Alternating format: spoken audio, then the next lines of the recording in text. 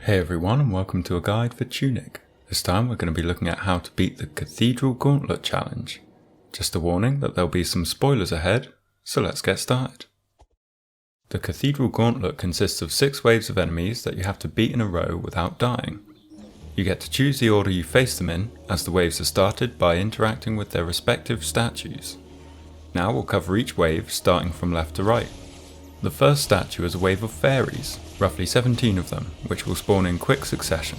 The best way of dealing with this wave is by strafing around and using the magic wand to defeat them, as each one only takes 1 hit to destroy. Each one will also drop a little bit of MP when defeated, which can help if you're running low. It's quite easy to get overwhelmed by how many there are, so be aggressive, spam the wand attack and start taking them out as soon as you can see them. The second statue is a wave of fleamers, 14 small ones and 1 big one. One spawns roughly every 2 seconds, making it quite difficult to defeat one before the next one spawns.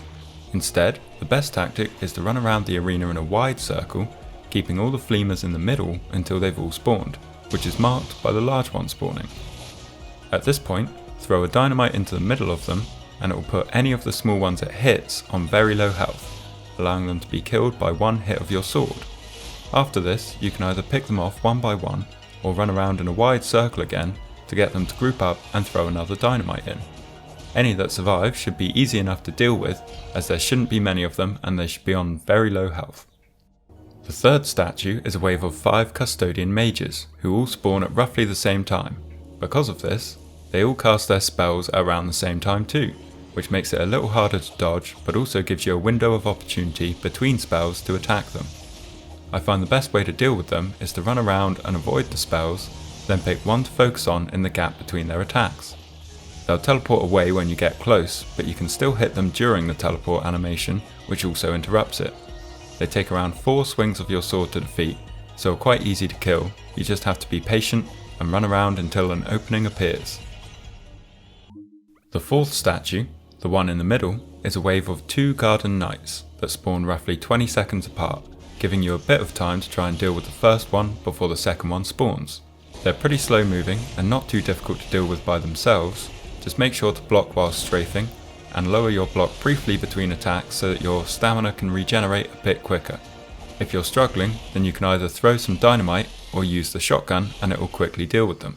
The fifth statue is a wave of frogs, 10 trainees and 2 spearmen. One spawns every 3 seconds until they've all spawned. The order they spawn in is 5 trainees, then 1 spearman, then 5 more trainees, and finally the other spearman. They don't tend to group up, as the trainees run around quite a lot, but that makes them quite easy to isolate and then quickly kill with a few swings of your sword. It's best to stay away from the spearmen by circling around the arena while dealing with the trainees, and once they've both spawned, group them up and throw a dynamite at them to put them both on a 1 hit. You can either get in close to finish them off, or hit them once with the wand. You may still have some more trainees to deal with after the spearmen, but they should be pretty straightforward at this point. The sixth statue is a wave of rudlings, 3 regular ones, then a big one, then 3 with shields. They spawn 1 at a time, with a 5-second gap between them. The gap should be enough to easily deal with the regular rudlings before the next enemy spawns. You might get a little overrun if you can't deal with the big rudling quickly and the shield ones start to spawn, but it shouldn't be too tough, and you can always use some dynamite or a magic weapon to help you out. That's the final wave of enemies. The 7th statue will restore all your health potions, but you don't need to activate it in order to complete the gauntlet. As mentioned earlier, you can pick which order you face the waves in, and I tend to start with the hardest first, the centre statue with 2 garden knights. After this, the rest of the waves are pretty manageable once you get used to them, so try going for the ones you find hardest, and once you've got the hang of those, the rest shouldn't be too bad. And you can always use the potion statue if you're running low.